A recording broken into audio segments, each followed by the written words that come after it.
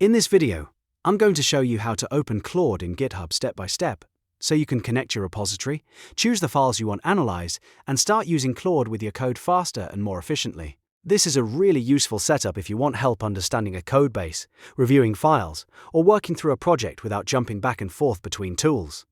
If this video helps you out, make sure you hit the like button and subscribe for more simple software tutorials just like this. Alright, let's jump in. First, open Claude and sign into your account. If you're not already logged in, complete the sign-in process so you can access the main dashboard. Once you're inside Claude, you can either start a brand new chat or open an existing project, depending on how you want to organize your work. If you're just testing things out, a new chat is perfect. If you're working on something more structured, a project can help keep everything in one place. Now look for the message box at the bottom of the screen. Next to it, you should see a plus button. This is where Claude lets you attach extra sources and connect external content. Click that plus button to open the available options. From the menu that appears, select Add from GitHub.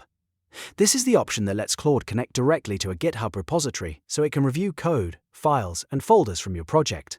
After that, Claude may ask you to sign into your GitHub account. If prompted, enter your GitHub credentials and continue through the authorization steps. This is an important part of the process because Claude needs permission to access the repository you choose. Make sure you're signing into the correct GitHub account, especially if you manage multiple accounts or organization repositories. Once you're authenticated, Claude will show you a list of repositories you can access. Select the repository you want Claude to work with. Think carefully here, because this is the project Claude will pull files from. After choosing the repository, you'll be able to pick the specific files or folders you want Claude to analyze.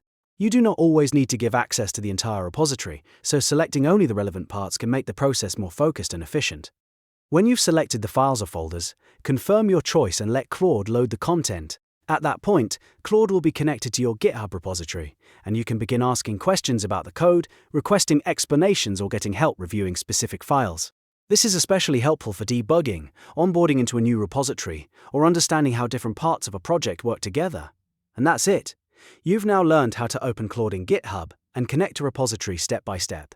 If this tutorial helped you, please remember to like the video, subscribe to the channel, and turn on notifications so you don't miss the next one. Thanks for watching, and I'll see you in the next tutorial.